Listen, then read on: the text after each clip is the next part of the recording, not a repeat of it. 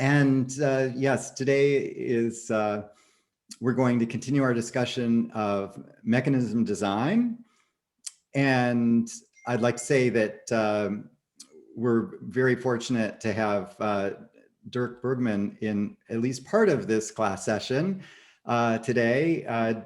Dirk and I have been doing research in auctions and other areas for many decades, and Dirk especially has made huge advances in mechanism design over the last 10 years, especially in areas related to auctions, and really extending things in the area of robust market design and dynamic market design. And so I'm sure he'll be talking to you about that in the 3 classes that he's doing. So first I'd like to welcome Dirk. And if you have anything you want to say right now, that'd be great. No, so I'm looking forward to, to teach on Friday, Monday, and Tuesday. Since this will be the first time that I will teaching to this group, I would in particular, and I appreciate your feedback, both in class and also after class, but we can talk about the details. And so today I'm happy to listen in and learn from Peter. Good. And then join you on Friday again. Excellent. Thank you, Peter. Thank you, Dirk.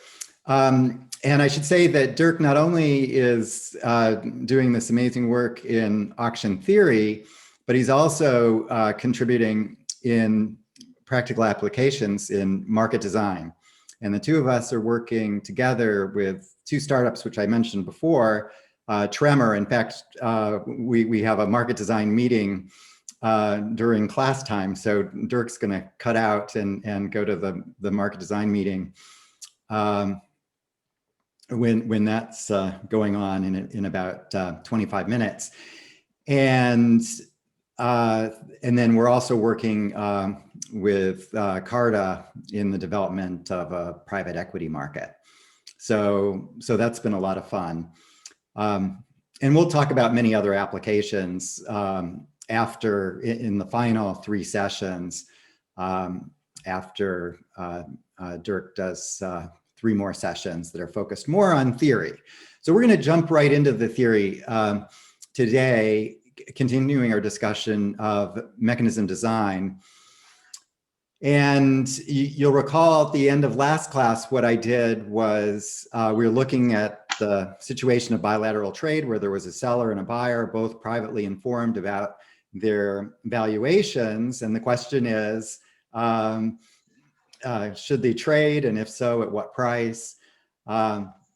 And we did first studied a particular game form, the split the difference trading, to see if we could calculate an equilibrium there. We found out that yes, we could, and that was very nice, but it was limiting in that it only described a particular equilibrium for that particular game.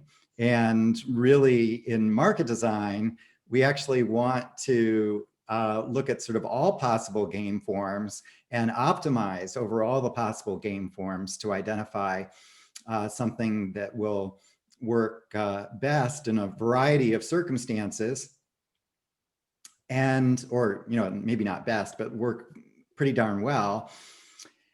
And so that's why we're studying mechanism design. And the beauty of it is it's actually, despite the fact that it's very general and powerful, it is relatively simple.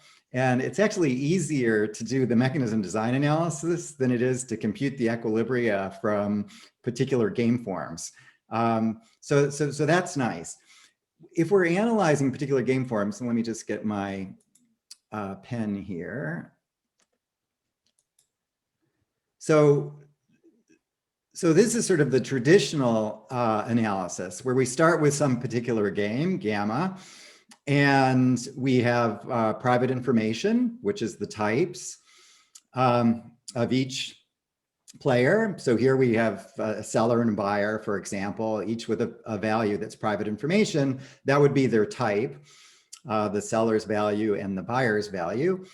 And the what we do in traditional analysis is we identify the strategies that the players employ, as we did in the bilateral trade situation and split the difference trading, where we found that there was this linear equilibrium where the seller overstates and the buyer understates. And that was a little tricky to work out, but nonetheless, we were able to do it. And so what happens is our types then are mapped by this strategy, which turned out to be linear in that particular equilibrium. And that is mapped into actions, which in that particular case was a offer by the seller and a bid by the buyer. And then the game form maps those actions into payoffs with the player's utility functions, which we assumed were quasi-linear, the standard just maximizing profit. And that results in an outcome, trade or no trade, at particular terms, which determines the profit or payoff for each of our players. So that's the standard analysis, and that's perfectly good thing some of the time.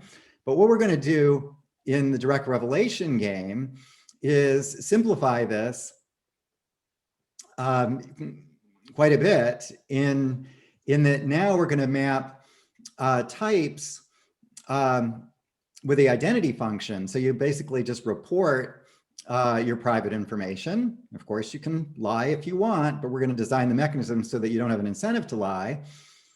And then then we're going to have actions which map through the composition of the utility function and the strategy. And so we've got this, slightly different payoff function, U prime, which is the composition of the regular utility function together with the sort of equilibrium strategies within the original game gamma. And that's mapped into outcomes. And the direct revelation principle says that we can, in certain environments, we can do this without loss of generality if we're interested in identifying sort of all possible equilibria of all possible trading games within this preference framework. Okay, so that's what we're doing. And we, last time I explained why we were interested in characterizing the incentive compatible individually rational trading mechanisms. And incentive compatible because we have to recognize that folks can lie. And so we want to accommodate that reality, and individual rationality because we want to respect voluntary participation. And so those two are going to be sort of requirements of any Bayesian equilibrium in a game where the players can hide their private information and can voluntarily decide whether or not to participate in the game. So we first characterized incentive compatibility, and that was very nice given our assumptions of independence and quasi-linear utility. And then we characterized individual irrationality. So incentive compatible individual rational mechanisms with identifying that there was a worst off type, and all we had to do is check to make sure the worst off type of each player was happy with the mechanism. And the worst off type in the bargaining context is the seller that would like to overstate but can't, and that's the seller at S upper bar at the top of the distribution. And similarly, the buyer B lower bar that would like to understate but can't because they're at the bottom of the distribution. So those two are the worst off types. And what we want to do is give those guys, we can give those guys 0, but we can't give them less than 0.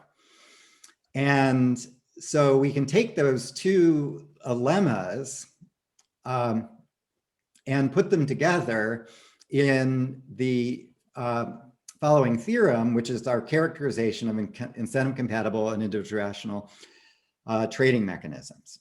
And we say, so it says that an incentive compatible individual rational mechanism, PX, the probability of trade and the payment from buyer to seller, satisfies star. And star is that the sum of the worst off types payoffs, US upper bar and B lower bar, is equal to this double integral, and that has to be greater than or equal to 0. Now let's look at that double integral.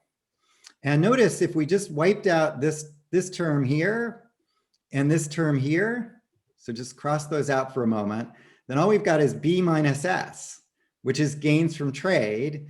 And what's the rest of this? It's just integrating over all seller and buyer types multiplied by the probability of trade. So that is the expected gains from trade that the mechanism produces. And that's sort of the good news of the mechanism. The bad news is we've got to design the mechanism to be incentive compatible, and that's going to mean that we've got to pay bribes to folks to being honest. We don't have to pay any bribe to S upper bar or B lower bar. We can hold them down to 0. But everybody else, all the other types, all the lower seller types and all the higher buyer types need to be compensated for their honesty. And that's what these terms are.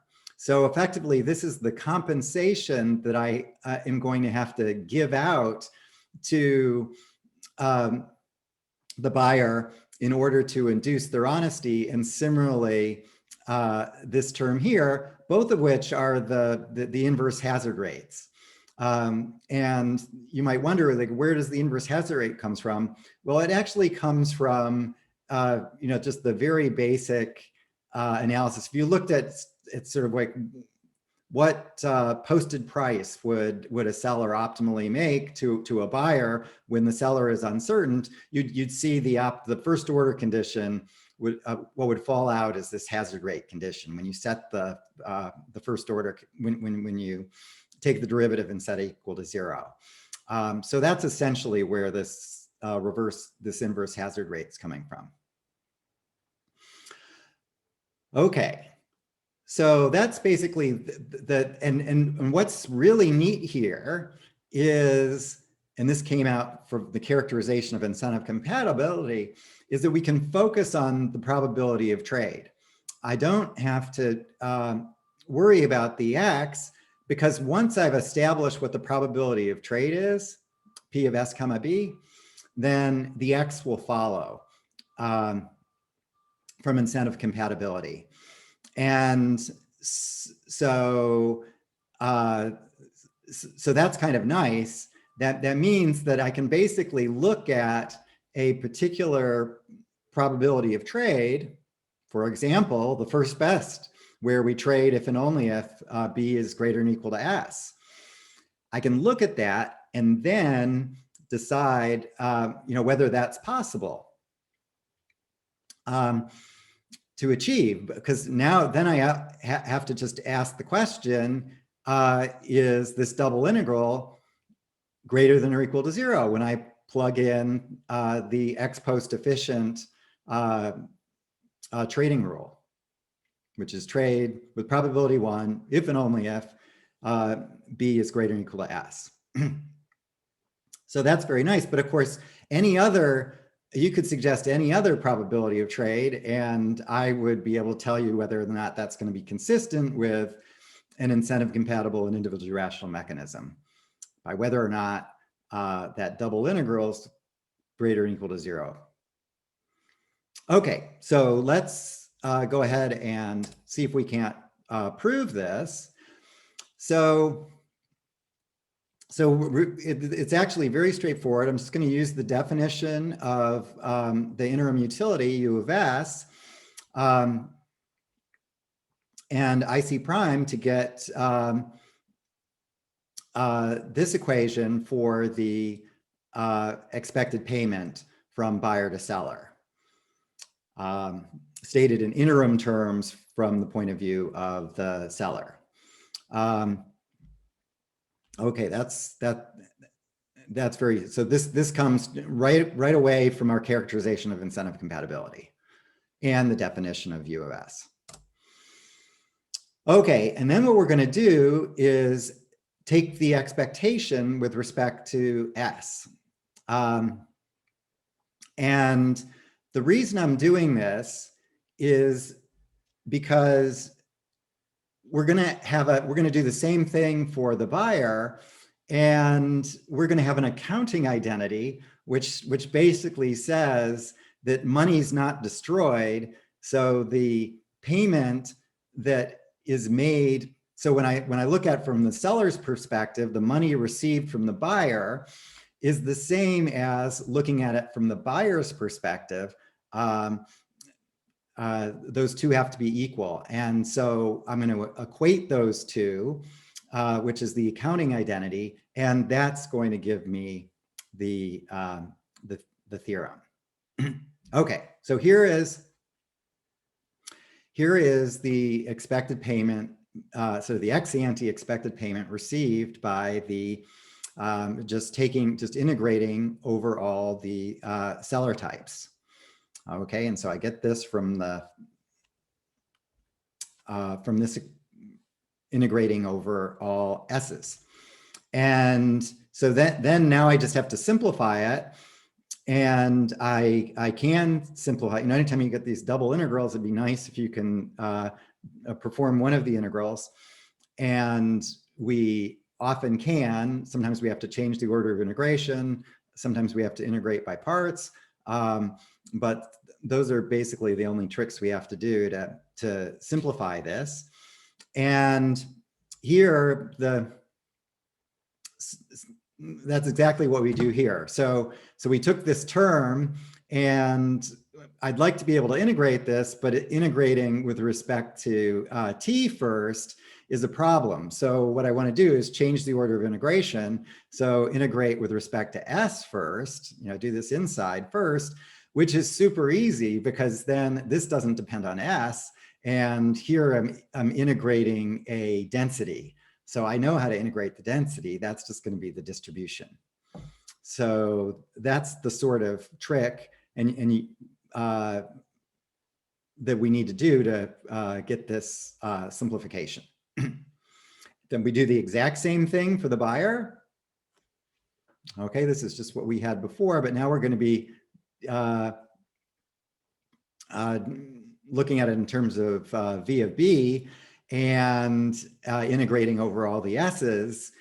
And then I do the exact same trick, changing the order of integration so that I can integrate the density and this is what I get. Okay, and then I equate those two. They have to be equal.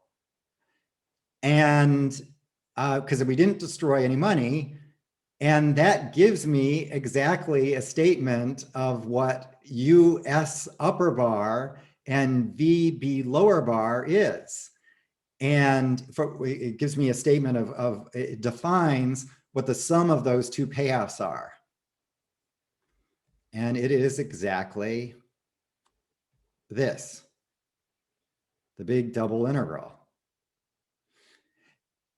And then we're done, because incentive compatibility says this has to be greater than or equal to 0, and this has to be greater than or equal to 0. So of course, the sum has to be greater than or equal to 0. So that's very nice. So beautiful characterization. And what is so nice about this is now it's easy for me to prove extremely powerful corollaries, such as, can we achieve the first best? We found that split the difference trading was inefficient because of the overstating and understating by buyer and seller, but maybe that was just a bad mechanism. can we find a really clever one that actually achieves the first best? That would be great. And what we're going to find, and what Meyerson and Satterthwaite found, is that you can't. And all I have to do, this is the simplest thing to prove now, because all I have to do is substitute in the efficient trading rule, which is P equals 1 if and only if B is greater than or equal to S, and then see if I can't sign this. And you might, probably what I would do is I would do that, and then I would see, well, is it true for the uniform distribution? Let me try another distribution, the beta distribution. Let me try, all sorts of different distributions. And because I can do those in Mathematica in like 10 seconds. And then I see, it's always negative. That's interesting. So maybe there's a real theorem here, and then I can put my thinking cap on and try to prove to see if there actually is a theorem. So, and in this case, it's a corollary, and I'm going to state it in the way I like to state it, which is the impossibility of efficient trade whenever there's uncertainty about whether or not trade is desirable. So if it's not common knowledge that gains from trade exist, then no incentive compatible individually rational trading mechanism can be ex post efficient. So the only thing I need is that there's some uncertainty. There can be very little uncertainty, but as long as there's some uncertainty about whether or not gains from trade is desirable, the first best is not attainable. And that is quite a statement. And so thinking about it in terms of the distributions, so it means that so we studied the case where uniform 0, 1 for both guys, so the total overlap. But this says that there just has to be any amount of overlap. So here's the sellers and here's the buyers. Any amount of overlap is going to cause inefficiency, necessarily. There is no Bayesian game that respects voluntary participation that will have trade whenever it's profitable. So this is why this is so important, is it means that private information is a very good reason we may observe bargaining inefficiencies in the real world. Because it says that, well, it's not that, if you can construct games that are problematic and have inefficient equilibria, it's saying that there is no game that has an equilibrium that is not inefficient. I might have had too many negatives there, but I think you know what I mean. Now you might ask, well, what about cases where the supports don't overlap? So it's common knowledge that gains from trade exists. So I've got the two distributions like this. Then can we have efficient trade? And the answer is yes, and it's trivial. So any price between my two thumbs, trading with probability 1 is incentive compatible and individually rational, right? Everybody's making money. And so every type of every place making money, and it's incentive compatible. No one has an interest in lying, right? Because you can say whatever you want about your type. I don't care. We're trading at this price halfway between my two thumbs. So there you have it. So we can get efficient trade if it's not common knowledge. I'm sorry, if it is common knowledge that gains exist, and it's impossible if it's not common knowledge. So very, very big theorem. And so let's prove it now. Super easy. We just plug in the ex post efficient trading rule, and then that expression star, I'm just substituting in the efficient trading rule, P of S comma B, it's equal to 1. So all, or 0, I just integrate over all the instances where it's 1, which is this expression. And then I just have to sign this. And if this is going to be greater than or equal to 0, then we can get the first best. If it's less than 0, we can't get the first best. And so let's go ahead and simplify this. So now I just want to simplify it to the point where I can sign it. Okay, this looks a little ugly, but it's not so bad. All I've done was separate the terms, the B and G terms and the S terms, S and F terms here. Then some terms are going to, so now I'm just, this actually is the same thing here, except for I perform this, this integral, which is easy. That's why I did the separation, because now I can integrate the density. Okay, so that's where I've done here. And then here, now you just look at this. Whenever you see S times the density plus the distribution, you should be thinking integration by parts, because that sort of directly follows from integration by parts. And that's going to give me this very nice simplification here. So I'll be able to perform one of the double integrals and simplify quite a bit. So that's great. I think right here we have, yeah, so this is that integration by parts trick. So you can either just remember this, it'll come up all the time. The techniques, so we're looking at a particular case of bilateral trade, and you might think, well, okay, so why are we caring so much about bilateral trade? Well, it turns out that whether it's bilateral trade, auctions, public goods, any kind of economic problem, you do the exact same steps. So you might do more steps if it's a more complicated economic problem, but it's the same steps. Preston McAfee once said that he was working really hard to try to break the world record for most integration by parts in a proof, and he got it up to 46, which is very impressive. We're only doing it twice in this proof. But you can imagine you have a more complicated economic problem, you might have to do these tricks a few more times, but it really is the same tricks, the same level of complexity. And so that's why I'm focusing on this particular problem, which is important in its own right. But my point is that we do the same thing in auctions or in public goods or whatever economic problem is your favorite. Okay, so we did our integration by parts here to get this.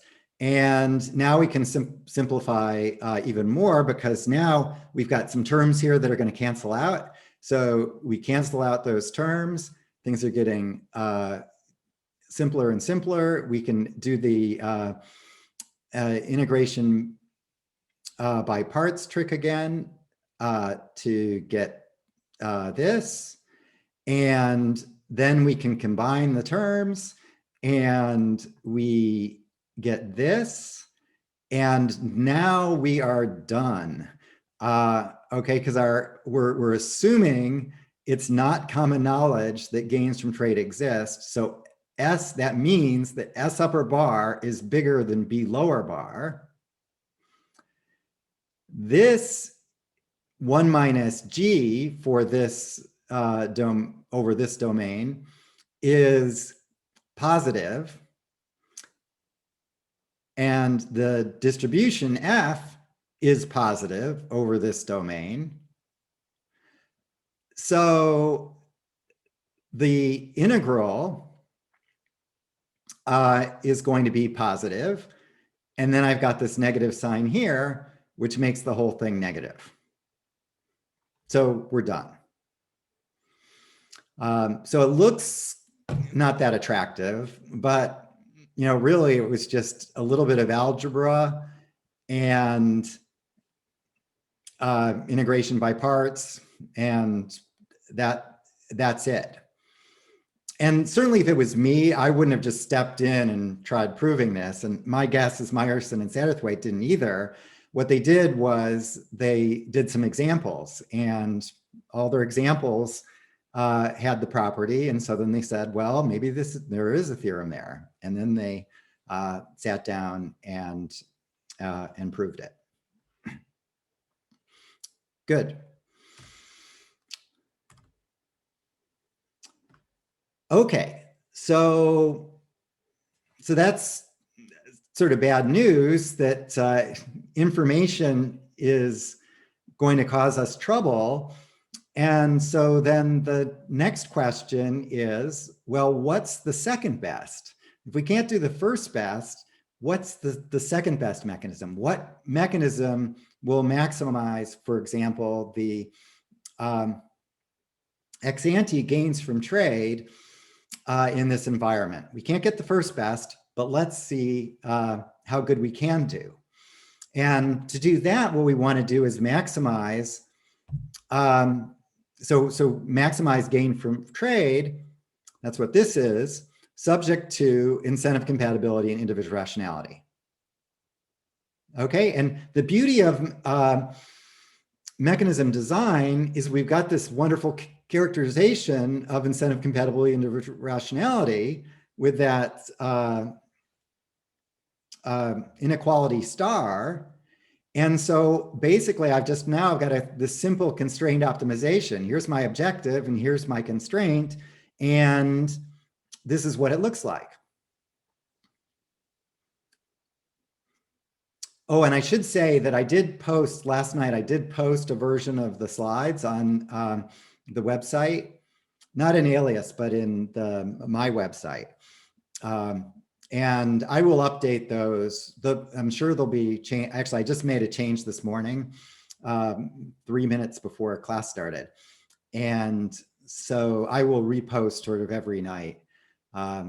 So you'll want to update to the latest version pretty much on a daily basis. And it doesn't include Dirk's slides because Dirk's going to have his slides separate.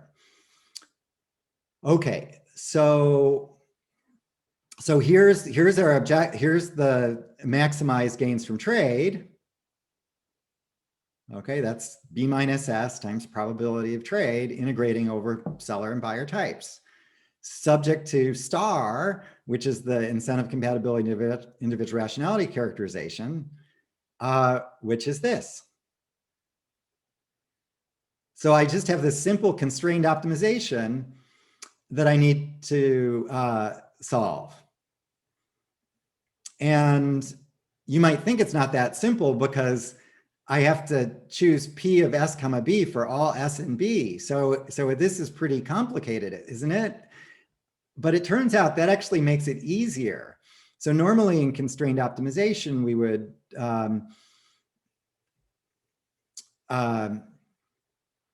well, we'd form the Lagrangian, which is what we're going to do, and then we would take the derivative and set it equal to 0 and do the usual stuff. So here we're going to form the Lagrangian. We're going to bring the constraint upstairs into the objective. That's what the Lagrangian is. And basically, we're going to just be able to look at the Lagrangian and say, okay, this is the answer, and we're done. So we'll be able to solve by just looking at it, which is kind of neat. Doesn't get any easier than that. So let's do that. Let's form the Lagrangian.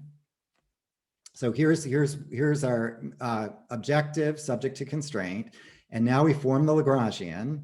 So all I've done is take this and put it upstairs in the objective and combine the terms and the Lagrangian multiplier lambda.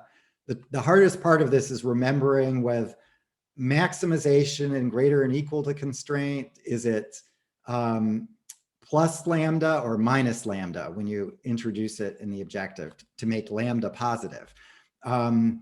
And the answer is it's plus when we've got maximization and greater than or equal to. If it was minimization and less than or equal to, it would be positive as well. If it's minimization and less than or equal to, then it's negative, and so on. You just have to remember all those different possibilities. But this I believe I've done correctly. So there's the Lagrangian. And now I'm going to just simplify it a little bit just by dividing this whole thing by 1 plus lambda. Lambda is positive, so I'm just dividing by a positive number. That's no big deal. I'm certainly allowed to do that. And then that gets rid of the 1 plus lambda there. And I can restate it then as, I'm just going to call that this is lambda over 1 plus lambda, which I'll just call alpha. Okay, so this is the exact same thing, just multiplying the objective by a constant. Okay, and now let's look at this. And now notice lambda can range from 0 to plus infinity.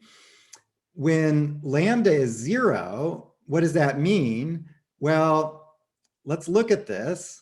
When lambda is 0, all this is 0, and this is just b minus s times p integrated over all seller and buyer types, which is just the objective, the original objective.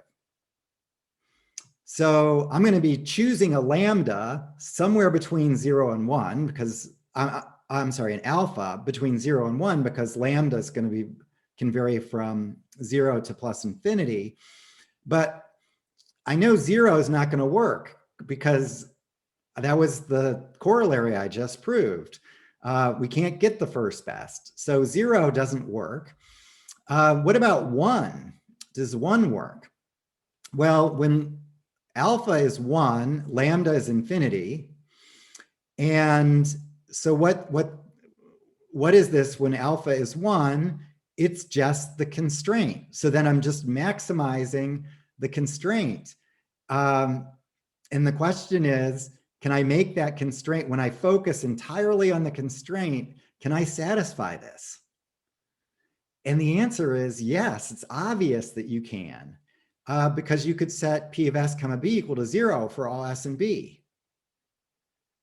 That's incentive, then incentive compatibility and individual rationality is trivial, right? Because everybody's getting the status quo, they're all happy.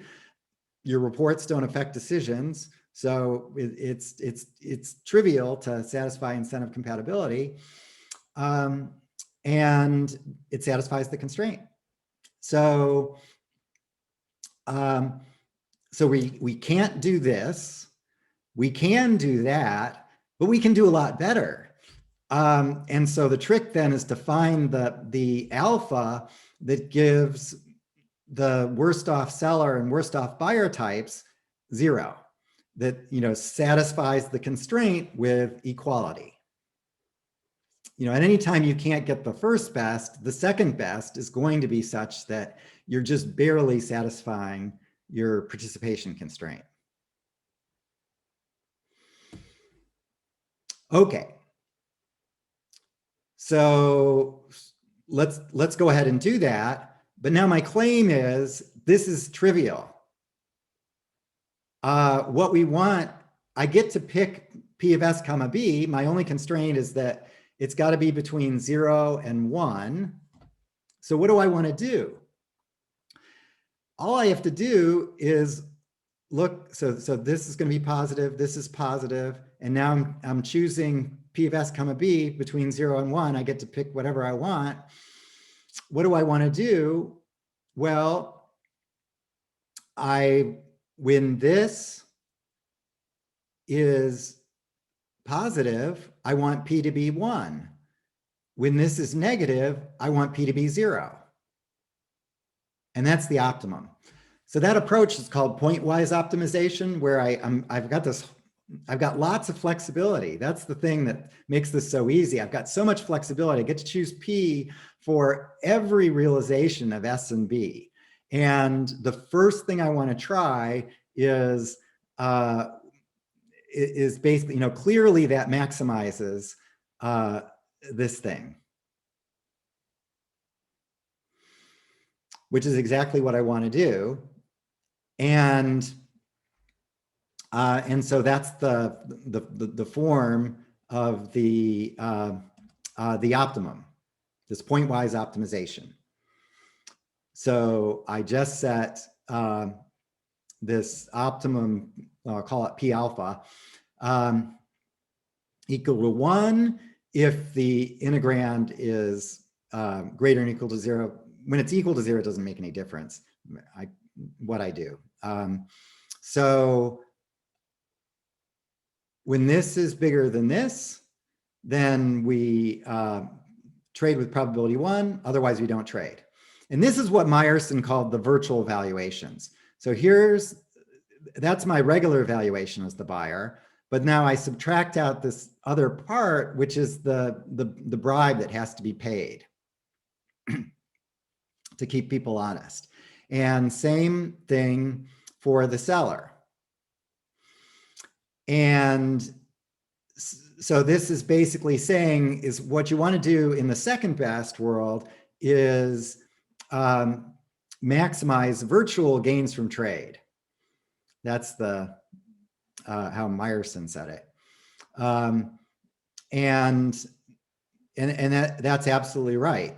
Now the question is, so this is going to be the optimum form, and what will the exact second best be? Well, it's going to be doing this. I can do this for all alpha, and what I want to do is find the alpha that's between 0 and 1 that has this thing equal to 0. So I'm just satisfying individual rationality for the worst off types. So, and by continuity, because remember, we can't do alpha equals 0. We can do alpha equals 1. There's some lowest alpha that we can barely do, and that's what we want, is the lowest alpha that gives the worst off types exactly 0. And that's it. That's the second best. So that's really nice. Now, another thing we could have done to overcome the inefficiency is had a benefactor. So if somebody was willing to throw in some money, then we could use that extra money to bribe folks to be honest and overcome the inefficiency that way. But we're assuming that we have to satisfy budget balance. There is no benefactor that's going to throw in money. But in some situations, you may have a benefactor. There might be some source of money that you can use to improve the incentives. So one of the interesting things is this second best optimal trading rule is we trade with probability 1 or with probability 0. And this is relevant when we think of dynamic mechanisms, because we also could do an analysis of dynamic trading rules, which I have done. I did many years ago, where I just look at the same situation, but instead of thinking of the probability of trade, I'm thinking of the time of trade. So the mechanism is the payment, expected payment from buyer to seller, and then a time of trade. And in the simplest case, we assume that both buyer and seller discount future payoffs at the same discount rate R. And then we can interpret a delayed trade. And this is very relevant for dynamic bargaining games, because typically we'll be sitting there bargaining, and as we bargain, it's taking time, and economists often model the delay as simply the time value of money, that we would prefer earlier agreement to later agreement. And so then we can interpret this mechanism, this time of trade, as in terms of a probability of trade, where the probability trade is just e to the minus RT, very, very natural. And then we get an immediate extension that says dynamics cannot help. Dynamics can only hurt, which is sad, but that's the reality. We want to trade in the second best mechanism. We want to trade right away or never. But that's not going to be an equilibrium of a dynamic trading mechanism. Because in a dynamic trading mechanism, for example, what I looked at was mechanisms where the bargainers continued to bargain until they thought until they traded, or they thought that bargaining was futile. So that's sort of a big problem with the split the difference trading mechanism, because that mechanism is going to have trade immediately or never. And yet, with positive probability, the outcome of no trade is going to reveal that trade is actually profitable for the guys, but the mechanism says they're not allowed to trade. So they have to have the ability to commit to not trading. And that's a problem. So in essence, the second best, we'd love to get the first best, but we found we can't do that. Well, what about the second best? Well, the second best is problematic because yes, we can get it in a static world, but we can't get it in a dynamic world. And in a dynamic world where people can't make binding commitments. And sometimes it is very difficult to make these binding commitments. So, that's of interest as well. The optimal mechanism violates sequential rationality. If the players can say, can renegotiate and say, oh, look, okay, I know we're not supposed to trade, but now we know that there's gains from trade. And so let's just split the difference with the now known realized gains from trade. And you might think, well, that improves things, but in fact, it doesn't. It prevents them from achieving what they could get in the world where they could commit to the static mechanism.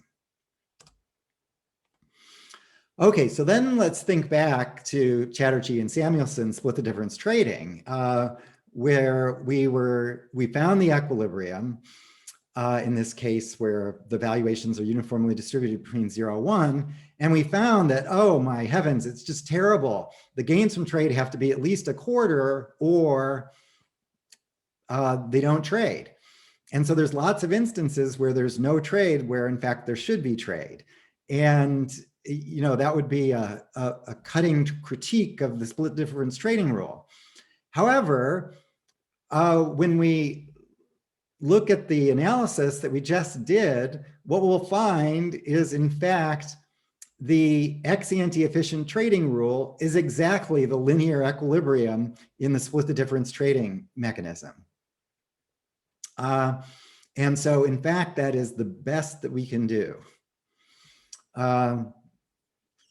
And that's, that's sort of good news. Chatterjee and Samuelson would have loved to have been able to prove that, in fact, their mechanism, it's reasonably simple, intuitive, straightforward, but in fact, it actually is ex-ante efficient among all incentive compatible and individual rational trading rules for this particular case. Now, if you don't have the uniform distribution or then it's going to be, and you don't have symmetry, then it's going to be something else, which is, I think, a reasonable critique of this. So I don't want to push it too hard that you should always use split the difference trading, because actually it's still its fairly special result. But the broad point here is there's no reason to have the intuition that dynamics will help and save the day. And in fact, dynamics, in general, what it does is it introduces additional constraints. You still have all the static constraints in terms of incentive compatibility, but now dynamics introduces a whole bunch of other dynamic incentive constraints. And so any optimization, when you add additional constraints, it never makes things better. So that's actually the correct intuition.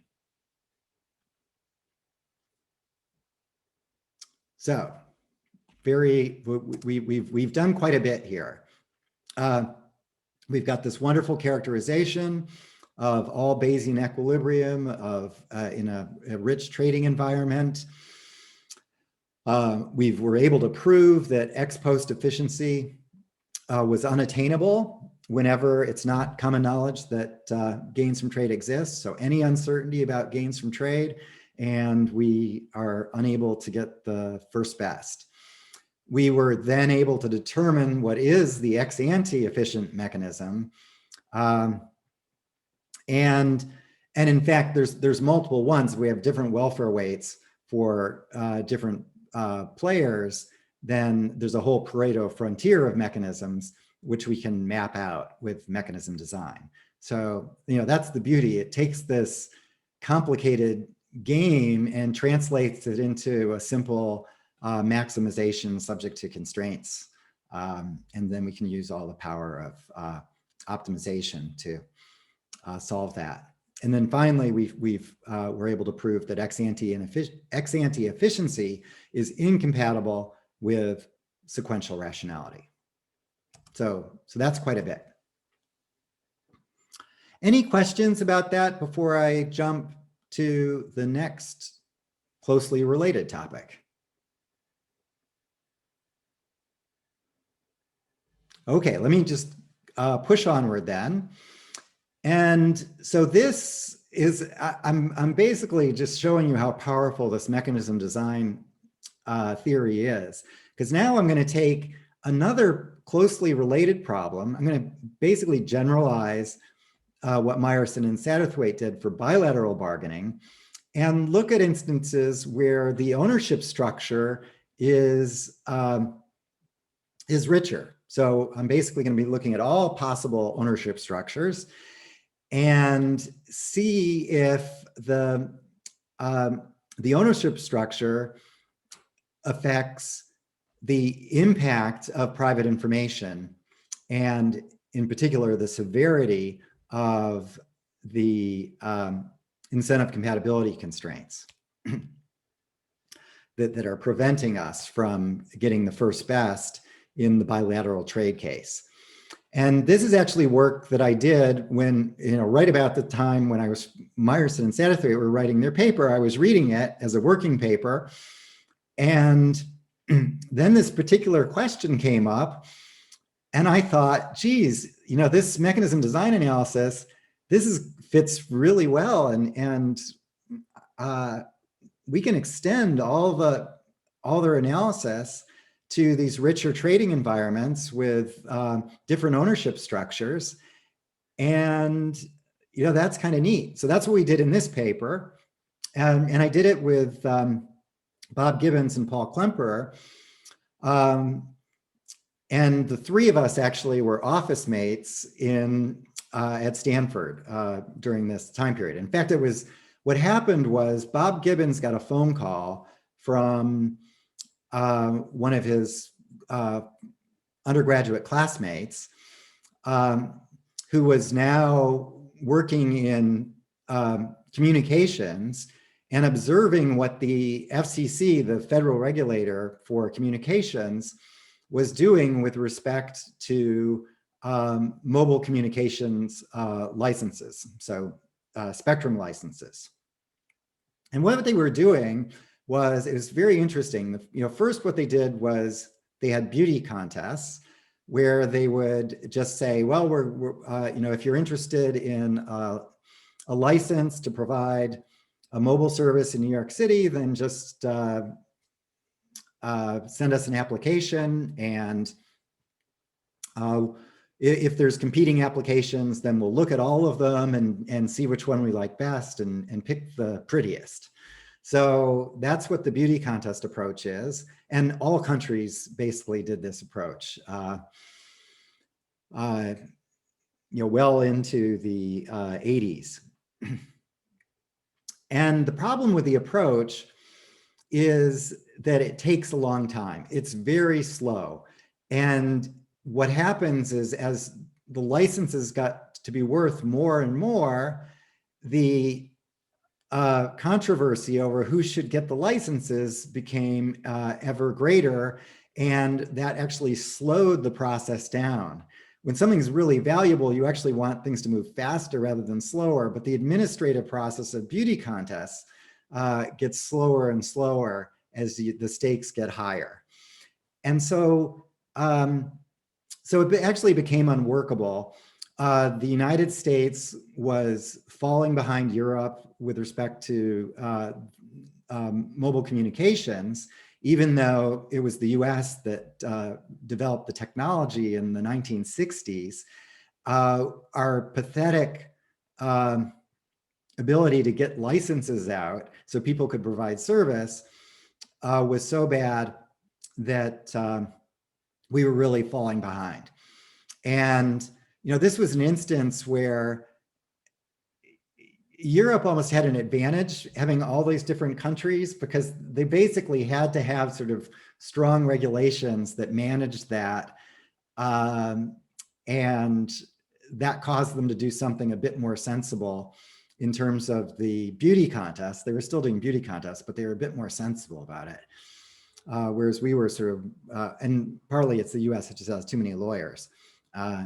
So that was a mess. So it didn't work. And so then the FCC got, oh, I know what we can do. This whole time, like decades before, Ronald Coase and everybody else is screaming all the economists are screaming, do auctions, auction the spectrum. It's a scarce resource. It makes so much sense.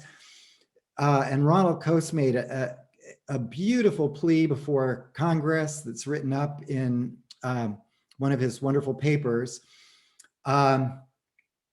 And which is basically just the testimony that he gave, including the exchange back and forth with the congressman. And, the congressman saying, oh, you must be crazy. What are you talking about? Auction this, and then he would provide this brilliant argument for why auctions made sense. So, of course, what happens was the economists were totally ignored. And the FCC just marched ahead. Okay, beauty contest failed. So we can't do auctions. And so next idea, let's do lotteries. So that was their big idea. We'll do lotteries. When we have competing applications, because the lottery's fast. If 10 people apply for the New York City license, we get 10 ping pong balls. We put the ping balls in a cage. We spin the cage. Each ping pong ball's got the name of one of the applicants on it. We pull it out and read the winner. And the nice thing about that is it can be done really quickly. So that's what they did. So in the 80s, they switched from beauty contests to lotteries. Lotteries have one very serious problem. There are actually two very serious problems. But the first problem is when something's worth hundreds of millions of dollars and you're awarding it by lottery, and to get a lottery ticket, all you have to do is apply, you're going to get a lot of applications. So the FCC, initially they would get 10 applications, but it quickly ballooned. So in the end, they were getting hundreds of thousands of applications. So through this whole process, it was very comical. They would buy more and more ping pong balls, get larger and larger cages that they would spin to pull it out. It's like they also can't do it on computers for some reason, because who would trust a computer? And so that's what they did until there was not enough ping pong balls. There were no longer rooms that were big enough to have a cage for all the ping pong balls. So they knew they had to do something else. This was unsustainable. And so they pushed to Congress and say, look, we tried beauty contests, we tried lotteries. And so those aren't working. What about auctions? The economists have been screaming at us to do auctions for decades. Maybe we should do that. And lo and behold, Congress needed some money. So they said, okay, yeah, you can do that. So in 93, the FCC was given auction authority to conduct auctions. And then in 94, they had a rulemaking and developed the auctions that are now used, and was the source of the Nobel Prize in Economics 2 weeks ago to Paul Milgram and Bob Wilson for the development of one of the innovative auction forms that has subsequently been developed quite a bit over the years as we've improved auctions. But that was very nice. So how am I connecting it to this? Well, basically, when Bob Gibbons got this call from his former classmate, it was, the FCC is doing this thing with ping pong balls now. And that seems like it's really stupid. And so, you know, he mentioned it to me, and I said, yeah, that does seem really stupid. They should auction. And so then we decided, well, you know, let's write a paper that it illustrates one of the problems of the ping pong ball approach. And the problem that we were focusing on wasn't the sort of more obvious problem. We were theorists, so we were focusing on sort of complicated problems. The problem we were focused on is how the lottery approach creates an inefficiency, a necessary inefficiency, by misassigning the license to a particular party. Because you know, the 100,000 applications, they weren't there from all sorts of people. You know, lawyers, doctors, whoever. So if you put in an application, you're a dentist in Boston, you put in an application for Boston, you might win that. You have no ability to provide a mobile communication service. You know nothing about mobile communications. So you have to sell your license. So what they did was they would immediately hold an auction right after they won, and they would auction to the highest bidder. But what they would do is they would design the auction to maximize revenue for them, and which would involve setting a reserve price, which results in an inefficiency. And so you would get either the wrong guy winning the auction, or a lengthy delay before the license was awarded. So essentially, that's what we wanted to do in this paper, was to show that the FCC, who could hold an efficient auction, chose not to, and instead do this lottery. And the lottery had the impact of taking a sort of a situation of equal ownership. You know, everybody that submits an application is equal ownership share, and turn it into a situation where of very asymmetric ownership. The Boston dentist has the license and is now auctioning it among many competing bidders, and has an incentive, has private information over what it's worth to them, as an incentive to set a reserve price above their value. And so that was the motivation for the paper. But it turns out the paper has much broader interest, because it's basically a very important economic phenomenon to understand how ownership impacts incentives for misrepresentation, which is one of the sources of market failure in lots of settings. And in fact, the way one can mitigate market power is by having more equal ownership shares. And that's effectively what this paper does. So the setup is very simple. The analysis is very simple. But it's a nice illustration of the power of the approach. And then it's a very important economic issue, thinking about ownership, that has a very profound implications for market design in a host of any commodity market. And so when we talk about electricity markets, we actually use ownership it's a version of ownership. It's basically their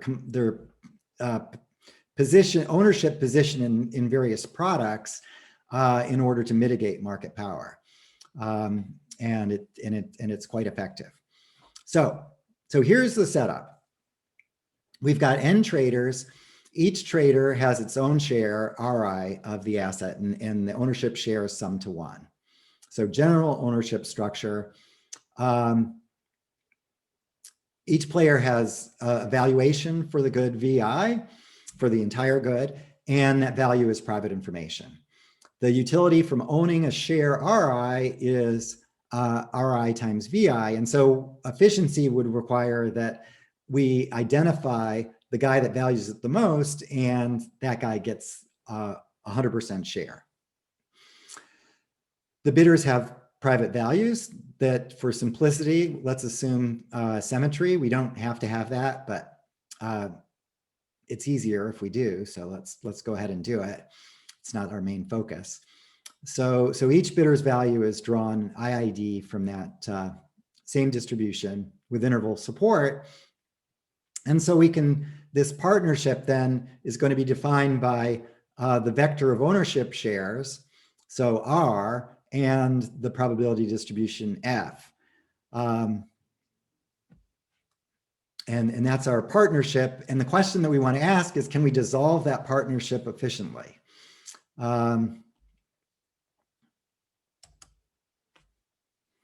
And as I said, the reason this is important is that the main result, the takeaway, is going to be, yes, we can, as long as the ownership shares are not too asymmetric. So it's not private information by itself that's causing the inefficiency, the necessary inefficiency.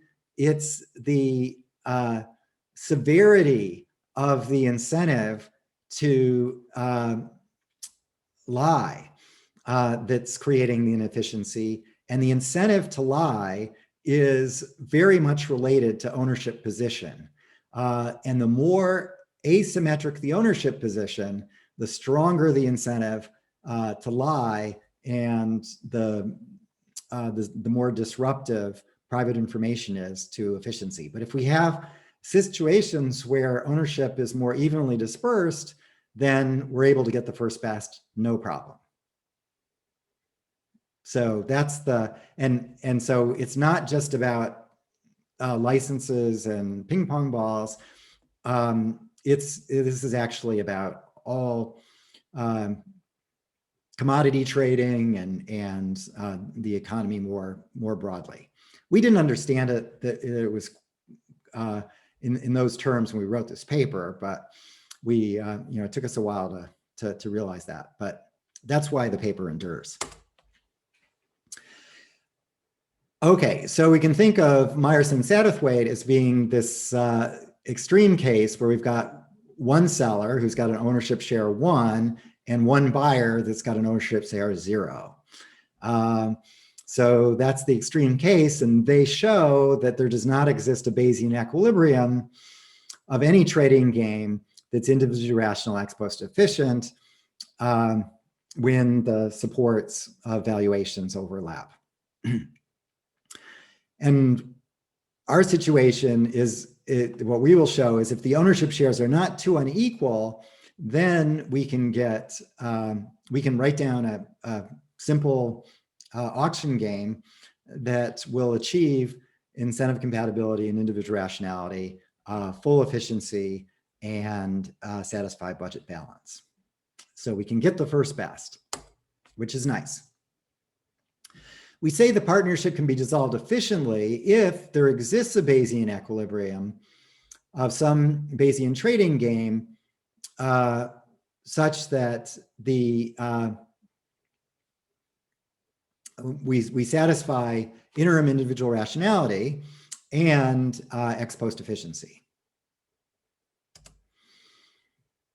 And here is the main theorem, which is actually very similar to the theorem that we saw before. It's going to have some different nuance, but very similar to the theorem that we started with this morning. This is, so we call this star, and it's very similar to the inequality star we had before for bilateral trade. In fact, one can specialize to bilateral trade here, and you get star. This is exactly the same thing.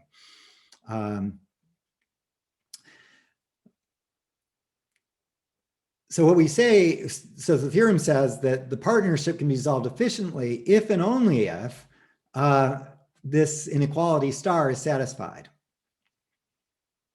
And the trick here is, before we had the worst off seller type as S upper bar, the worst off buyer type is B lower bar.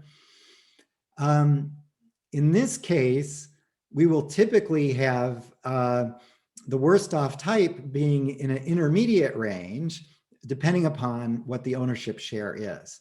So for each player, there's a worst off type, VI star, and that's going to play a critical role in this inequality. You can see because I'm integrating from the worst off type up to so these are guys essentially the worst off type I can give 0, and then I'm paying bribes to everybody else up to V upper bar. And similarly, for types below VI star, I'm paying bribes. And then this is basically just doing the accounting to see gains from trade minus bribes, is it greater than or equal to 0? That's what's going on. Now let's think about this worst off type. So this is actually sort of the trickiest thing, is recognizing that the worst off type is going to be very much dependent upon the ownership share. And in particular, this worst off type is going to solve this. So Ri is going to, it's the VI such that Ri is equal f of VI to the n minus 1. Now, f of VI to the n minus 1, that's the probability that player I, have the highest value and should get the entire good in the ex post efficient trading rule. So that's interesting. So what's the interpretation here? Well, the interpretation is this VI star is the type of player I that's most confused about whether they're buying or selling. So the sellers want to overstate, the buyers want to understate. The guy that's totally confused about whether he's selling or buying has no incentive to misrepresent. And so you don't have to pay him any bribe to get him to tell the truth. So we can give that guy 0. Everybody else, we're going to have to give bonuses or bribes for being honest. But this type VI star, we don't have to do that. And it's easy to see that that's the correct intuition. It certainly sounds intuitive, but it's easy to see that it's the correct intuition in this case because we, this does depend upon risk neutrality. So because of risk neutrality, I'm just interested in sort of what happens in expected terms. And this worst off type is just as likely to be a buyer as a seller. Their expected purchase is equal to their expected sales. So I'm a type, what are my expected purchase? Well, I have an ownership share Ri. That's my Ri. And I'm going to have to purchase 1 minus Ri of the good. If I have type VI star, then this is what I need to purchase. This is the probability that I'm making the purchase, because it's the probability that I have the highest value. So that's my expected purchase in the ex post efficient trading. What is my expected sales? Well, with probability 1 minus Ri, that'll be the probability that I do not have the highest value. I'm going to be selling. How much am I going to sell? I'm going to sell Ri. So expected purchase equals expected sales. I'm totally confused whether I'm going to be buying and selling. If I knew I was going to be selling, then I'd want to overstate. If I knew I was going to be buying, I'd want to understate. I'm totally confused. I'm happy. And this directly relates to commodity markets. if in commodity markets, participants take positions. And when I take a position, that's affecting my incentives to then exercise market power in the spot market. And what this says is, if I take a balanced position, so I'm basically buying on a forward basis exactly what I need in the spot market, then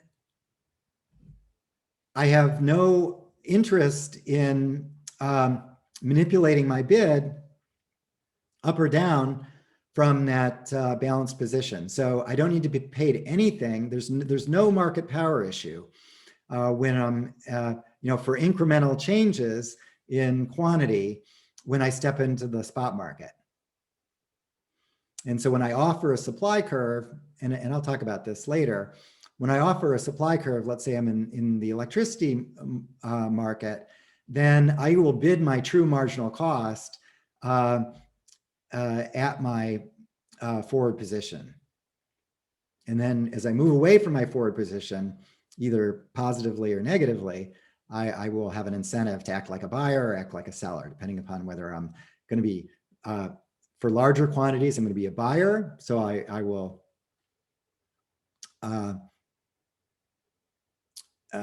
be acting like a buyer, and lower quantities, I'll be selling and acting like a seller. Okay, so let's just see, just a few examples in this case where we've got all the traders uniformly distributed between 0 and 1. It's then very easy to just plug in the uniform distribution and see what sort of ownership structures we can achieve the first best. And the answer is when there's two bidders, and this is sort of the extreme uncertainty, right? Because both guys are uniform 0, 1. So we've got sort of the worst case. And as you can see, when we plug in, we can actually efficiently dissolve all partnerships that fall in this range. So it's just these extreme parts that we can't do with n equals 2. With n equals 3, similar picture. And the pictures are always like this. It's this nice convex set that we can do and that excludes the extremes. But what the FCC was doing was taking sort of equal ownership shares. Everybody's got an equal share to the license through their application, and turning it into an extreme. And that's, so they're taking a situation that they can do efficiently and turning it into a situation where they can't. And that's problematic. So I claimed that not only can we do it, I can tell you how we can do it with a simple auction game. But we can never do these asymmetric structures efficiently. So bilateral trade, or one seller, many buyers, one buyer, many sellers, can't be done. So anytime you're at the extreme, it's not possible. And you might think, well, can't you conduct efficient auctions? And yes, you can conduct efficient auctions in the one-sided trading environment where one side of the market is not active.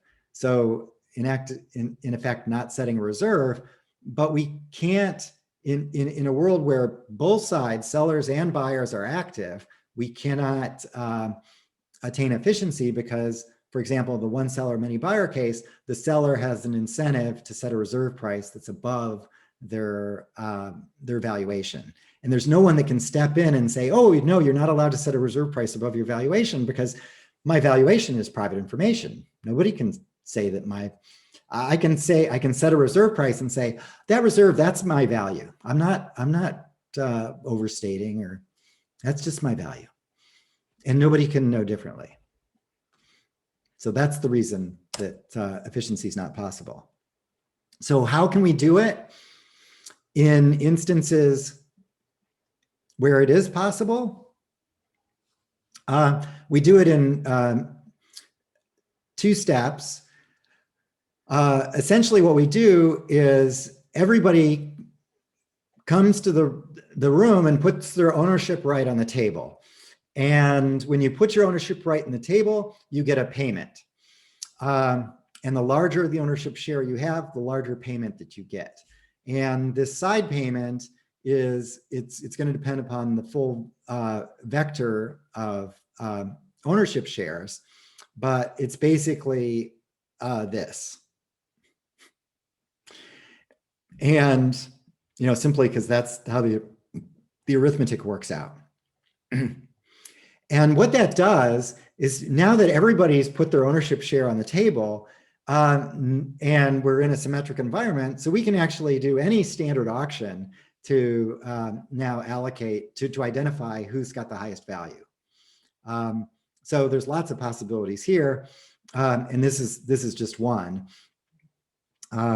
But it'll do the job in our symmetric environment. If we had an asymmetric environment, then we would probably want to use something different, like a ascending version. But now we've got a symmetric situation. Now that everybody's turned over their ownership shares, we just have them compete in an auction to identify the guy with the highest value.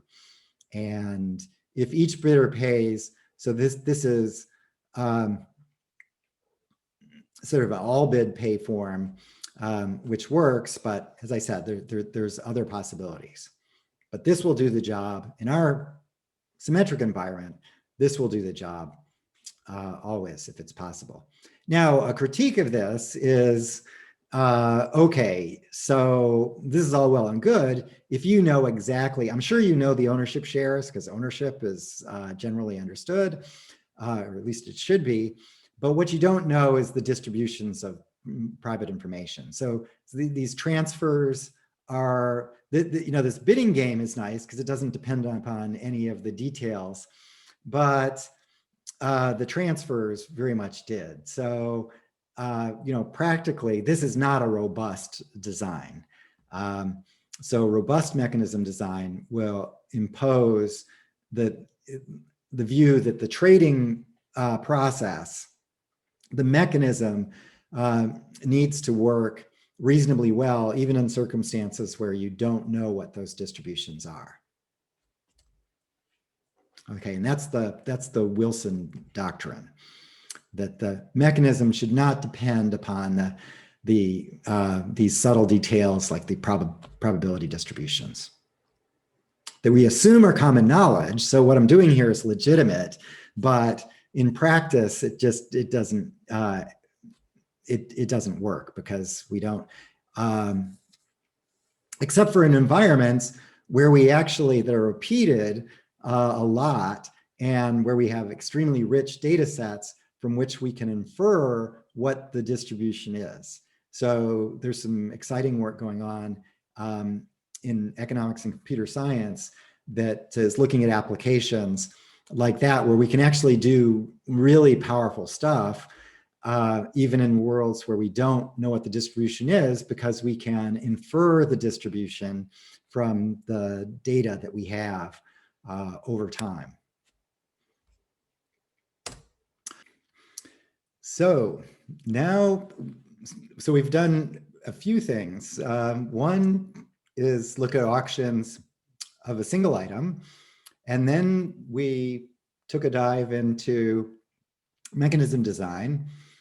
And now we're going to step into auctioning many items.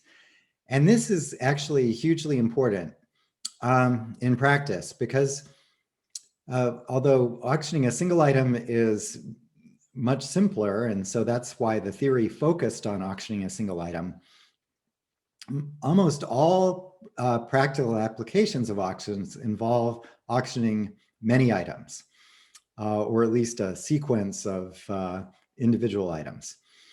And so that's the reason we're going to spend some time on it. And it's in terms of the future applications, most of the applications involve auctioning many items.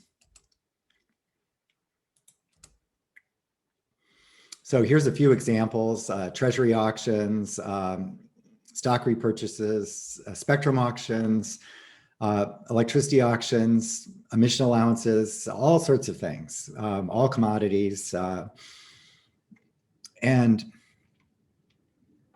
this is the norm. It's a very important case to analyze. Some of these cases differ in whether the what's being auctioned are identical items or just related items. And the most common case is instances where there's many products. The products are somewhat divisible, not perfectly divisible, but somewhat divisible. And you have many products. So that would be a typical case. You know, certainly spectrum auctions, power is like that. Treasuries are like that. There's, you know, different vintages, different length bonds, and so on. Okay, so how do we auction many similar items? And first I'm going to look at identical items. And the simplest approach is the sealed bid approaches, of which there's 3. They all work in the same way. That is the, and I'm going to talk about forward auctions. That is one seller, many buyers. And so the auction part's going to be on the buyer side, the buyers competing. But everything I say can be reversed, and we can talk about reverse auctions, which would be procurement. And there's lots of examples of that as well. But I tend to, for simplicity, like to focus on forward auctions, at least until we start talking about electricity, which is a two-sided auction, but at least in the old days, most of the action happened on the supply side, not on the demand side. Okay, so in all of these, the bidders, each bidder presents a bid schedule indicating their demand curve, and then the auctioneer will aggregate these demands by adding in the quantity dimension, as one always does, combine demand curves to form the aggregate demand. Here I have the bidders bidding step functions or piecewise constant functions. That's very common. Another very common method of bid expression is piecewise linear. And I tend to, for divisible goods, I much prefer piecewise linear because one can express preference for a divisible good more compactly with typically with piecewise linear, often just a few price quantity pairs, as opposed to, you know, if you really wanted to express, if this is my true demand like this, then I just need 2 price quantity pairs to express it. To approximate it with a step function, I have to have lots of little steps. And so that's why I tend to prefer piecewise linear. Lots of markets accept piecewise linear. For example, the best electricity markets, the supply schedules are offered piecewise linear form. So all of them first form the aggregate demand, and then we cross that with supply. So let's say this is the supply. We have a vertical supply. We could have a increasing supply too. It doesn't make any difference. But when we cross supply and demand, we identify the intersection of supply and demand, the point at which supply and demand balance, and that determines clearing price. And it also is the sort of boundary line between the winners and the losers. So all the winners are those that have bid above they bid quantity above the clearing price, and then all the quantity that's bid below the clearing price are losing bids that are not awarded any quantity. So all the sealed bid forms use that approach. The trick is they use a different pricing rule. So traditionally, treasury auctions have used pay as bid pricing rule. And I would say about half of them now use pay as bid, half use uniform price. Most of the European auctions, I believe, are still pay as bid. But the US switched away from pay as bid in 1989 as a consequence of a scandal, or actually the scandal happened in 1989, and then it took them a while to make the switch. Maybe they didn't switch until the early 90s, but they did switch from pay as bid to uniform price, which is what Milton Friedman had been advocating for since 1959. So it just took 30 years, but it did happen, which is good. And the final approach, which is almost never used, is the Vickrey auction, which is going to generalize the second price auction to achieve efficiency in a truth dominant price with a truth dominant pricing rule. So you have an incentive to bid your true value. Okay, so those are the three, and here's pay as bid. So we've crossed, this is our aggregate demand. We've crossed it with supply to identify the clearing price, and everybody above the clearing price wins. All those below lose. So, and all these winners pay their bid.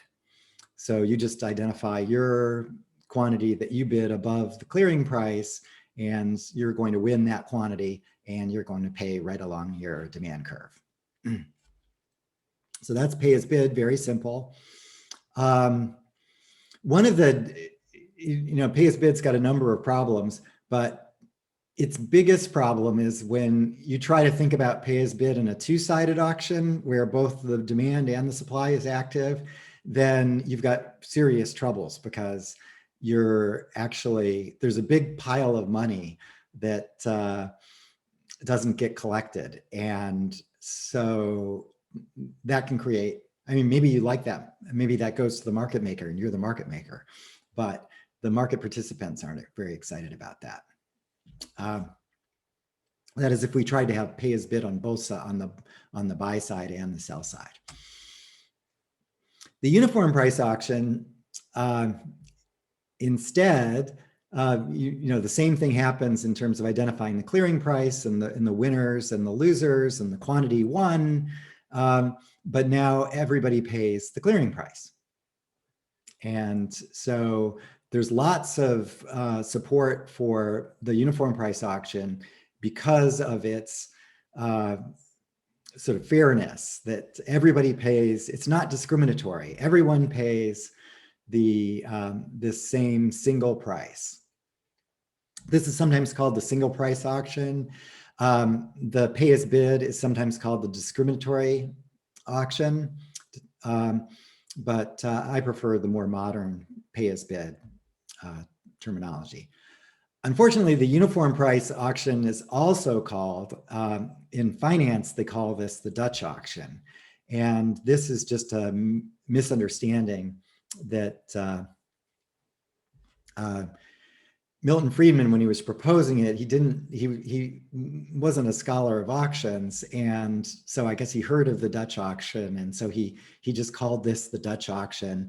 And then the finance guys, also not students of auctions much at the time, picked up on that. And to this day, they still call this uniform price auction the Dutch auction, even though it has absolutely nothing to do with the Dutch tulip auctions, for which the Dutch auction got its name.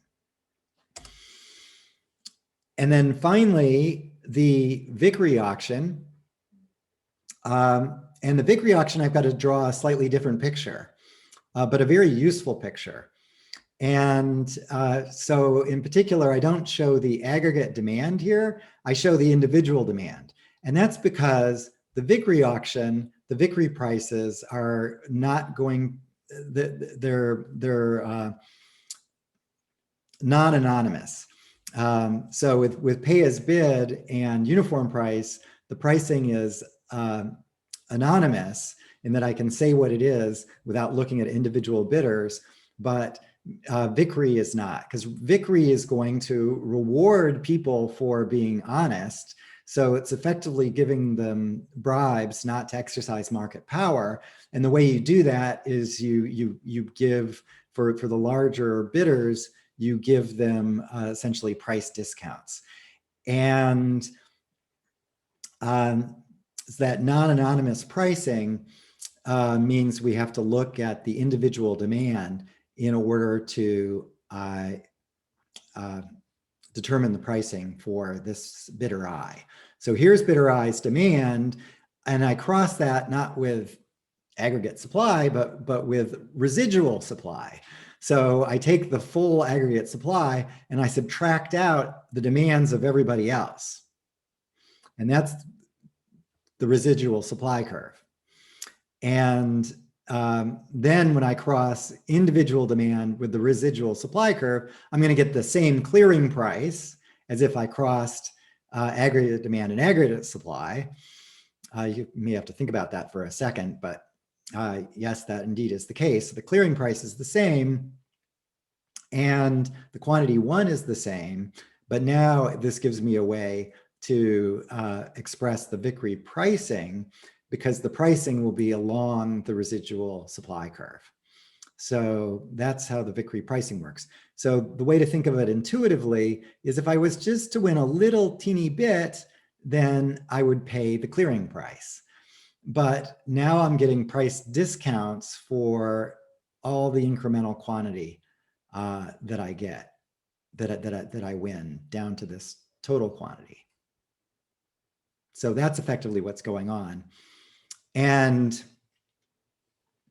in an environment where we had perfect competition, then what would happen is the residual supply curve would be completely flat, and then there would be no difference between Vickrey pricing and uniform pricing. So in that extreme, but whenever we have market power, whenever there's a bidder with market power, that residual supply curve will have some slope, and that means that I'll need to be rewarded in order not to exercise my market power. So that's what happens in Vickrey. But in all of them, it's basically crossing supply and demand. Now, I want to give an example of Vickrey pricing in the discrete case, just so you have a richer understanding of how it works. So here's an example with 3 bidders and 3 items. So I've got bidder A, bidder B, and bidder C, and this is their demand curve for A, B, and C in this discrete context.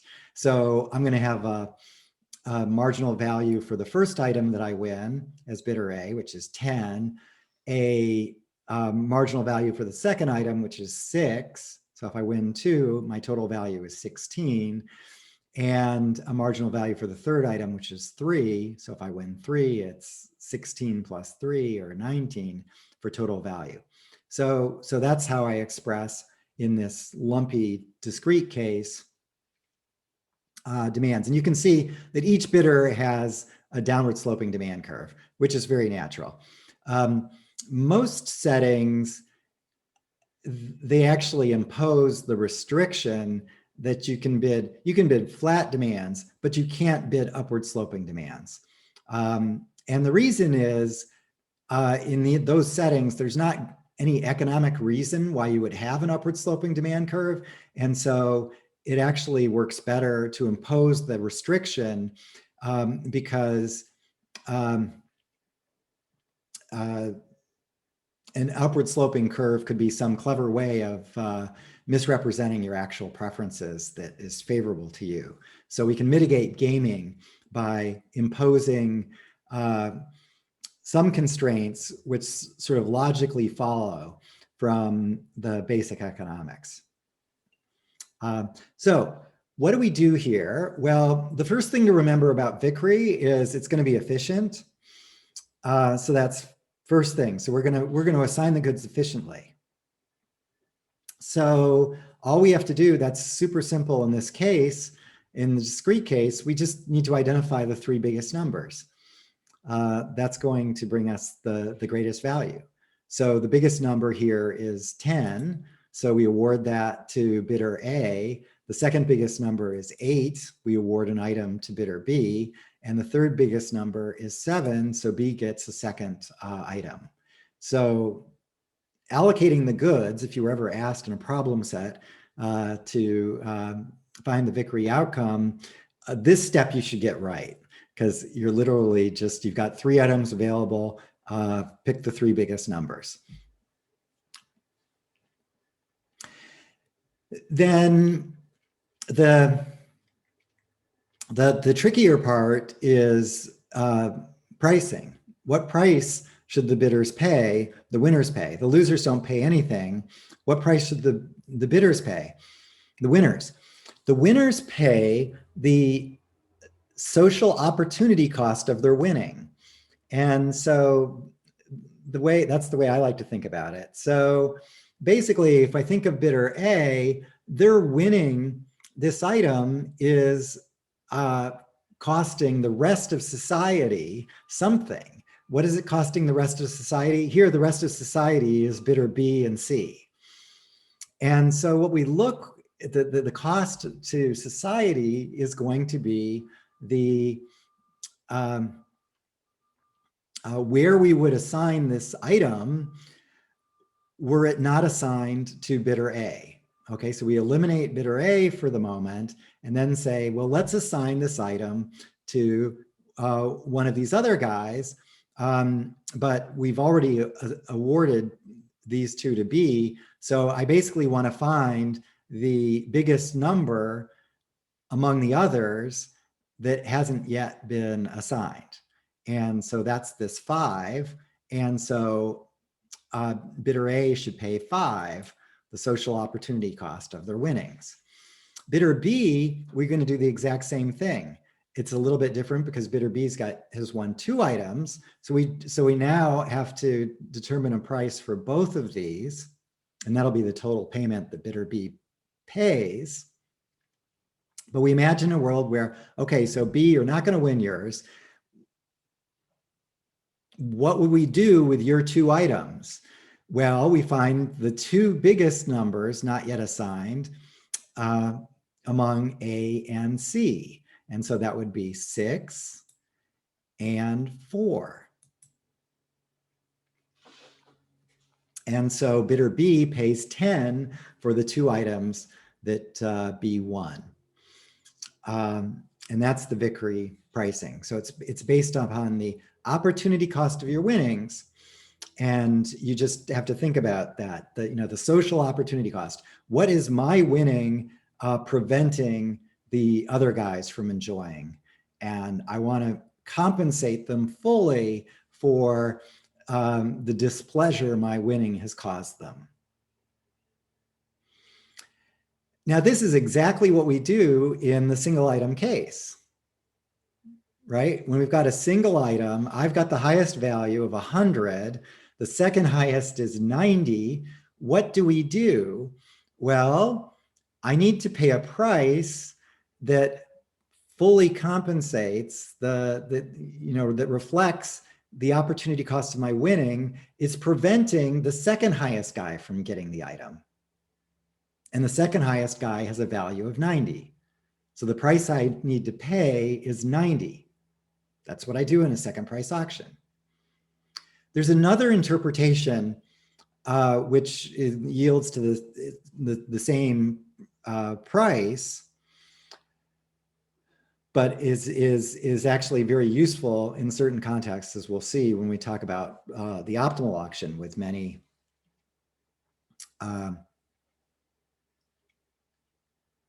the Vickrey auction in richer environments. The other interpretation is thinking of the lowest report that you could make and still win what you win. So in this case, if we think about, well, let's take the simplest single item case. Okay, so I've got a value of 100. And now I think, well, how low a report could I make and still win? And that report would be 90. And then, or 90 plus epsilon. And so then I just barely win. So that's another way to think of the pricing. Imagine all the types are now known, and I just reduce my type to the point where I'm just winning. So that would happen here. A could reduce their type from 10. They could go down to 9, they still win. 8, they still win. 7, they still win. All the way down to 5 before they're no longer winning.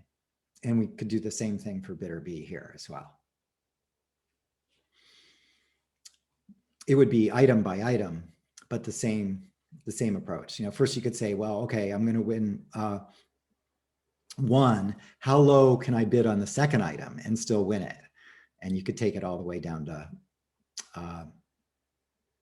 you could take it down to 6. And so then I'm getting 6 for that second item, and then the first item, I can take it all the way down to 4. Okay, so that's the Vickrey auction. You pay the social opportunity cost of your winning. Now, putting this all together, pay as bid, uniform price, and Vickrey, if you're extremely naive, hopefully none of you are, but if you were, and certainly there's many policy people that are, they look at this and they think, oh, this is easy. I like revenues, and so I'm going to go with pay as bid auction because pay as bid auction yields higher revenues because that's just the area here, which is clearly bigger than what I get in the uniform price auction, which is this rectangle, and clearly bigger than Vickrey, which is this trapezoid, or whatever shape that is. I don't know, it's some sort of shape. So the reason that's extremely naive is we're doing this with respect to the demand curves as they're bid, not as by truth. Okay, if it was the case that everybody had a requirement that they had to bid their true demand, then that would be the case. However, the whole point here is we can't force people to bid their true demands because we don't know what their demand curves are. We have to elicit that information. So the payments have to be based upon what has been bid, not what is true. And the reality is the payment rule very much affects behavior. You bid differently when you're facing Vickrey pricing than when you're facing uniform pricing than when you're facing pay as bid pricing. And so that naive ranking is just wrong. And so that's point one that I have to make every single time, because the policy folks always are thinking, if they're revenue, then they want pay as bid. But even when I'm arguing with people like say it's a finance issue and I'm arguing with people at Goldman Sachs, the guys at Goldman Sachs will argue that pay as bid revenue dominates uniform price. And I don't know why. I can't explain it to seemingly intelligent life forms, but mostly it's that they're actually interested parties. So they actually believe me, but they have strategic reasons for pretending ignorance. Okay, so let's think about strategy just intuitively. So what I've plotted here is the true demand for bidder I. So this is their true demand curve. And now I'm going to confront this bidder with a particular pricing rule, such as Vickrey pricing. Let's throw Vickrey pricing at them. So what are you going to do? You're going to pay the social opportunity cost of your winnings. How do you want to bid?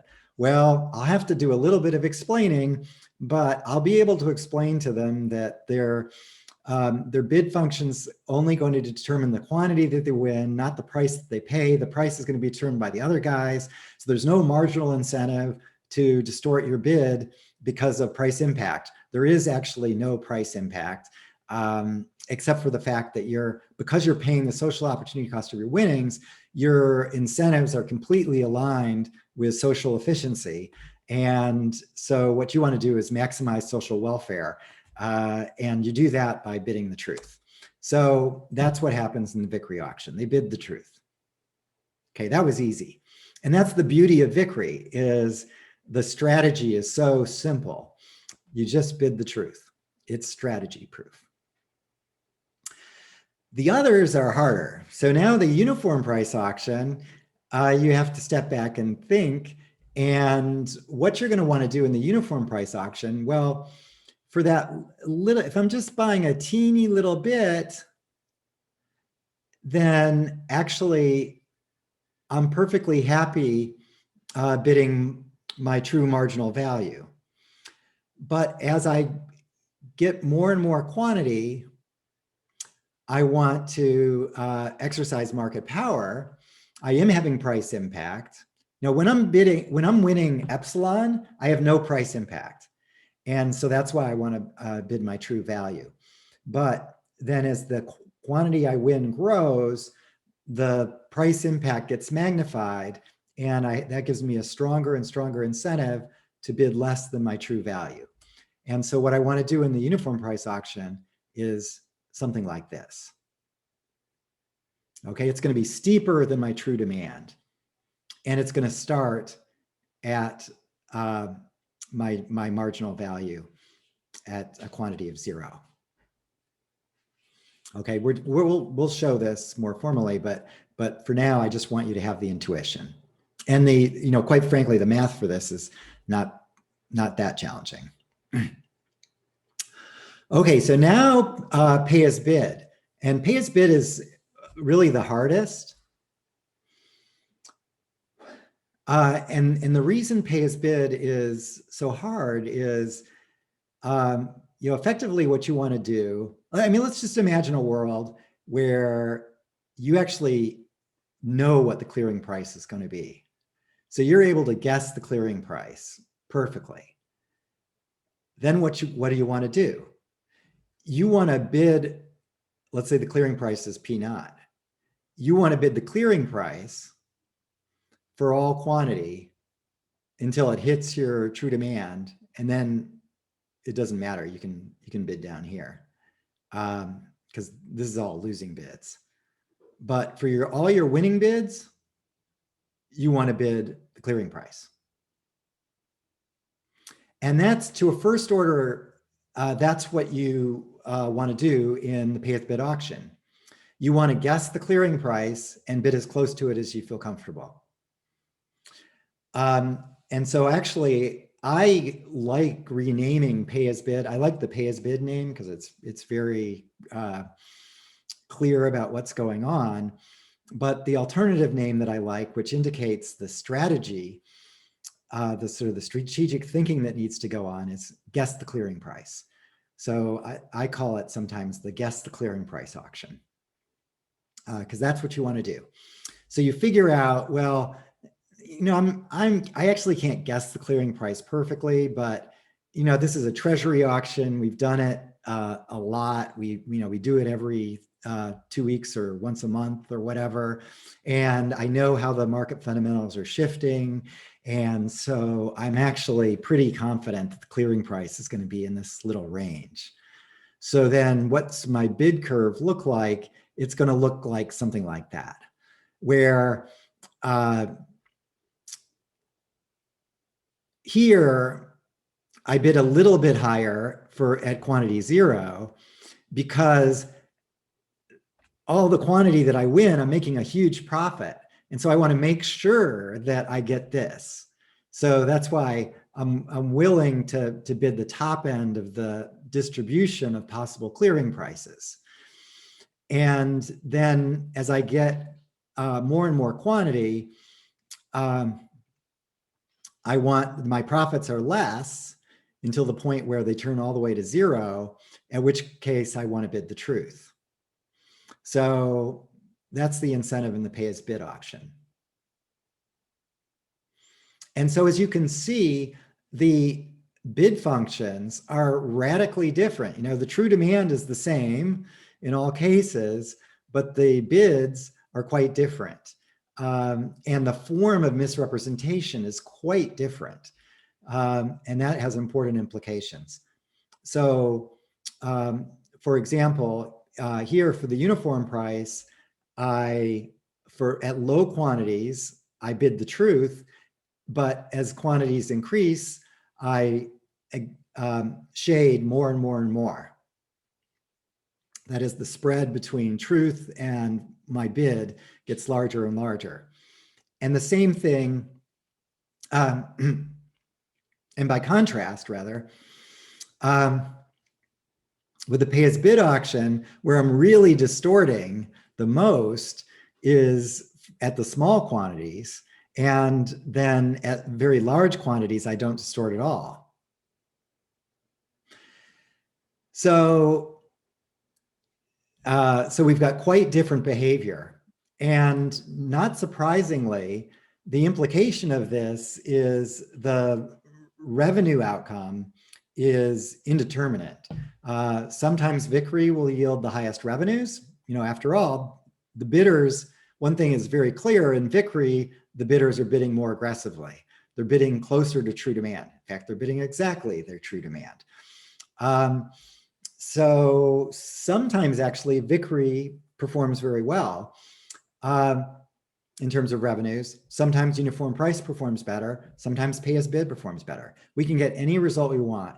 I can give you examples and whichever you want. So we actually have to think in the particular setting, what is our objective? Are we more focused on efficiency? Or are we focused on revenues? Or are there some other dynamics that we're focused on, such as competition in the downstream market that follows the auction, as would be the case in like a spectrum auction. So lots of things to think about. Now, there are other ways to auction. And so I gave you the 3 sealed bid ways, which are this is, so that Vickrey is analogous to second price. Uniform price is also analogous to second price, but you can see that there's this distinction between uniform price and Vickrey. Vickrey is actually the same as uniform price in what's called unit demand auctions. So whenever all the bidders have demand for at most 1 unit, and I've got many items, many units, then the two are equivalent. But in all other cases, outside of unit demand, they are different, and the bidding is distinct. And pay as bid, of course, is analogous to the first price auction. Okay, so the dynamic versions we've seen. We can do an ascending clock auction, which is the dynamic version of uniform price auction, assuming that everybody pays the clearing price. We can also do the dynamic auction with Vickrey pricing, which Larry Ausubel suggested. So that would be a dynamic Vickrey auction. Almost never done. In fact, I think actually it's never done. Whereas Vickrey is actually used in certain applications. So when we do the clock auction, we almost always use uniform pricing or single price auction.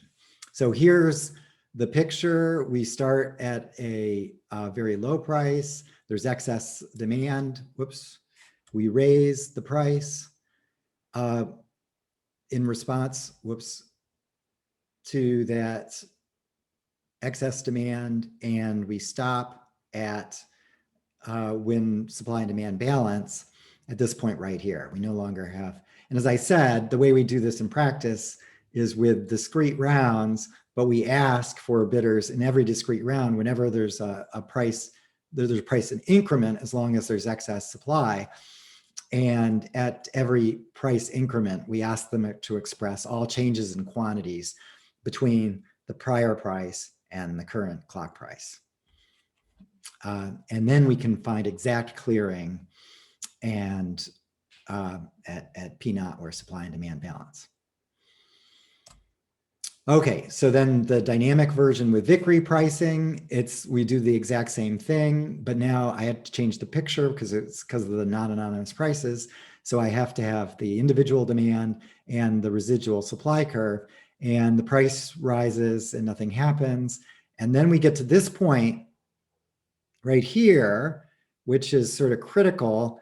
That's that point where it now becomes mathematically impossible, as I reduce demands further and the price goes up, for me to not win some quantity. So at this point, I start clinching quantity, and the price that I pay is the price along the residual supply curve. Until I get, so you can see that if I was just to win, if I was a really small bidder and just to win a teeny little bit, then I would be paying the clearing price for that little bit of quantity.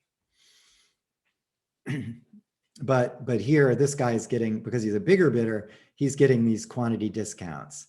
The fact that he expressed such a large demand that he actually sort of has to start winning quantity. Because if you reduced his quantity to zero, he would still, the thing would clear before he was unable to win. Okay. So, and there's certainly other methods. The FCC is the simultaneous ascending auction, which we'll talk about next week. There's sequential auctions, very common, either the ascending form or the descending form. And then we can also talk about optimal auctions. And I will talk about optimal auctions in not later today, I don't think. We'll get to that later, tomorrow. Okay, so when looking at these different ways to auction, the most natural performance metrics from an economist's point of view are first efficiency and second revenue. And efficiency tends to be my favorite in most environments, because if I'm advising a market maker that's sort of creating a market that works well for both sides of the market, then efficiency is a very natural objective. It creates the most gains from trade, and so you're creating the most value for the market participants, which is great. That's where you definitely want the efficiency objective. The FCC wants, you might think, well, what about the taxpayers? Aren't they interested in revenues? Yes, they're interested in revenues, but what's even more important for the taxpayers is their consumer hat. And what they really want is competitive, vibrant, innovative mobile communication services. And so we really want the FCC, the communications regulator, to think about promoting long-run efficiency in the mobile communications market and not focus on revenues. At least that's my view. By contrast, if I was talking to the Treasury, then I should say you should definitely focus on servicing the debt at least cost, which is a revenue objective. And the reason for that is I don't care who's holding the debt. I would just want it as inexpensive as possible for me as taxpayer. So that's the cleanest case of a revenue objective. For many situations, I would say that, the vast majority of situations, efficiency is really the better objective, which is nice, because efficiency is going to be easier to achieve than revenue maximization. As soon as we get into revenue maximization, we're having to do certain distortions that are more difficult to accomplish.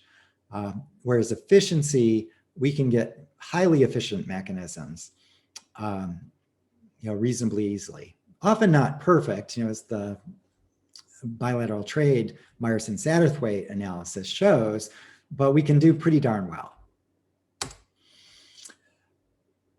Okay, so in terms of efficiency, the ranking is a lot clearer. In particular, the Vickrey auction scores really well for efficiency, at least within a static auction. In a longer term, so you're doing auctions again and again, uniform price starts to shine, especially if you're interested in competition in subsequent auctions and competitions in a downstream market, such as you are in the case of Spectrum. And that's because of the way parties exercise market power in the uniform price auction, as I'll talk about. Pay as bid, I try to avoid. It's the most complicated for the bidders. It's the least popular among the market participants, which discourages participation. And it, perhaps most importantly, the exercise of market power in the pay as bid auction stifles competition in subsequent auctions and in the downstream market. And so there's lots of reasons that I don't tend to like pay as bid. That said, I will advocate pay as bid in some very special circumstances where there's, for example, large asymmetries among the bidders, and it's a one-shot situation, and I'm focused more on revenues than efficiency, then pay as bid can perform better. But otherwise, I tend to stick with uniform price and sometimes Vickrey in particular applications. There's one in electricity that I might have time to talk about next week. But mostly uniform price, I would say, is my bread and butter when I'm suggesting auction designs. And it's the most natural from economics perspective. The clearing prices are, economists love prices because prices is a very effective way for efficient decentralized decisions. And it's clearing prices that are relevant, not just random prices or the pay as bid prices. It's clearing prices that reflect the competitive equilibrium analysis that will support efficient trade and maximize social welfare. So that's where I sit. Now, the first thing I wanted to say is that there's a problem with the uniform price auction. Once you move away from unit demand auctions, the uniform price auction is going to be inefficient. And we prove that in what we call this inefficiency theorem, which says that in any equilibrium of a uniform price auction with positive probability, objects are won by bidders other than those with the highest values. So there's some, it could be that you'll have a realization that's efficient, but there's also realizations that are inefficient in any equilibrium, except for a few knife edge cases, such as the unit demand case. But outside of that, you're going to have this inefficiency, and the reason for the inefficiency comes from differential bid shading. So the first thing in our proof is that the winning bidder is going to influence price with positive probability. That's going to give them the incentive to shade their bid. And that incentive is going to shade is going to increase with additional units. So the more units that you're bidding for, you want to make that bid optimal in the event that you win that quantity. And so you're looking at the, as you win more quantity, any price savings, if you're able to save €1 per unit, then when you're buying 100 units, you've got 100 times the incentive to save that dollar than when you're winning 1 unit. So that's what's causing this differential shading, and why the uniform price bid curve is going to be steeper than the true demand. And that differential shading implies inefficiency. And just to give you a picture of it, so here's a situation where I've got a large bidder and a small bidder. These are their true demands in solid, and reflecting their marginal value for additional quantity. And both of them are going to do essentially the same thing. They're going to shade their bids, and they'll shade more when they're bidding for larger quantities. So you might think, well, this is looking pretty good. They're essentially doing the same thing. So don't we get efficiency? No, you don't actually. Because take a look at this picture. Here is the clearing price, as it turns out. In equilibrium, the large bidder is getting Q1, the small bidder is getting Q2. But look what happens. So if we took this quantity, this Q2 quantity, and let's say we awarded the entire amount to bidder 1, to the large bidder, they're going to have a marginal value here. And that marginal value is, if we extend across here, is greater than the marginal value for the small bidder for any quantity. So efficiency dictates that the large bidder wins everything. But that isn't what happens in equilibrium because of the differential shading. So the large bidder made room for the smaller rival. And that upsets efficiency. At least this narrow static efficiency. But what we're quite clear about in our conclusion is that if the auction's happening again and again, or there's a downstream market and you care about the markets, you want more competitive market structure in the downstream market. Let's say this is an input for production in the downstream market, such as spectrum is in a downstream communications market, then this is actually a virtue, because or potentially a virtue, because this exercise of market power is making room for the smaller bidder to win something. And so it's motivating the smaller bidder to come to the auction and compete with the larger bidder. And it's making the winnings more distributed. And so if, for example, if this is like spectrum and it's an input to downstream production, then we've got a more competitive market structure in the downstream market, which is good. Or if this was a procurement, we've got a more competitive market structure for the next procurement. Maybe we procure this stuff once a year or once a month. Well, it's kind of nice that this auction is enabling more winners. And so I'm going to have more participants in that next auction. So a longer term perspective may suggest that this is actually really nice. And this point is actually very important in real situations, because it's the typical case is it's not a one-shot auction. It's a sequence of auctions over time, or there is a downstream market. And I do care about competition in the future auctions and in the downstream market. And in any event, even in the current auction, this pricing rule has encouraged participation from these small bidders, which can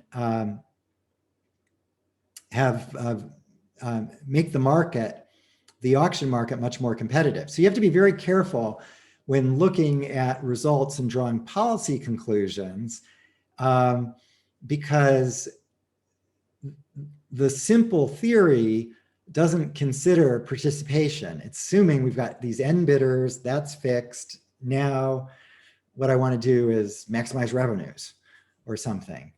But in fact, in the real world, what you want to do is encourage participation so that the guys show up in the auction and you've got a more competitive auction. There's actually a very nice paper by Bülow and Klemperer on this that show that if you take, and this is true in general, if you take an auction and you've got n bidders, and you need symmetry, so the ex-ante symmetry. So all the bidders are ex-ante symmetric, but then you can use the mechanism design analysis, and in particular the revenue equivalence theorem, to show that if you do the optimal auction with the n bidders, what the optimal auction is going to do is it's going to maximize removing profits from those n bidders. Okay, which is going to discourage participation quite naturally. And the result is, no matter how many bidders you have, no matter what the probability distribution is of values, if that use of the optimal auction discouraged even one bidder from participating, you would be better off holding an efficient auction.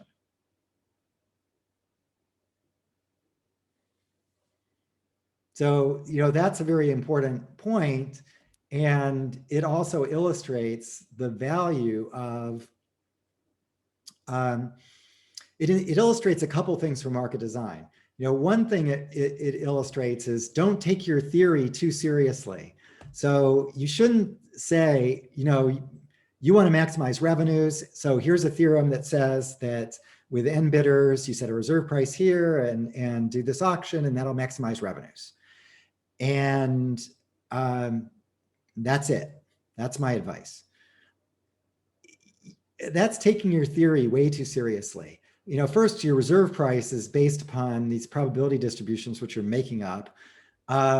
Second is this point where, if screwing the market participants as much as possible even discourages just one bidder from participating, then what you've done is worse than holding an efficient auction. So it's, that's the kind of thinking, when you put the market design hat on, that's the kind of thinking that you need to do. And, thinking, using the theory. So Bülow and Klemperer very much use the theory, but they use it in a way that is actually leading to the right conclusion as opposed to the wrong conclusion. That's what market design is all about, is you use the theory, use the data, you use your judgment in order to push things in an infinitely complex world in a direction that makes things better. Okay, let me make one more point, and then we'll pick up multiple units next class. But my final point will be about Vickrey auction. So Vickrey auction is going to be inefficient. So if we enlarge our model, so you might say, okay, well, you want efficiency, let's just do Vickrey. But Vickrey actually is going to be inefficient once we have some interdependence. So some common value elements is going to make Vickrey inefficient. And the reason for that is when we generalize the winner's curse from a single item auction to a multi-item auction with a divisible good, the way to generalize it is that winning, so in a single item, winning is bad news about value. In a multi-item auction, winning more is worse news about value.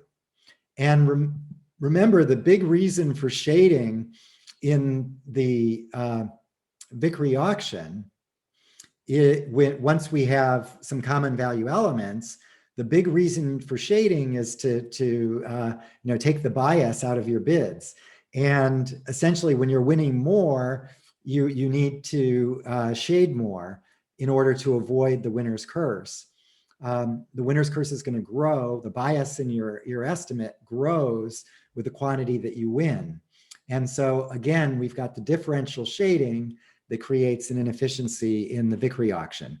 Now, there's some circumstances where we can actually, by doing a dynamic auction, when we have strong symmetry assumptions, then we can get rid of that inefficiency with a dynamic implementation of Vickrey, but not in general. So let's stop here, and next class we'll continue with auctioning a single item, and that will then carry us into many applications, which we will do next week after you do some more theory with Dirk Bergman.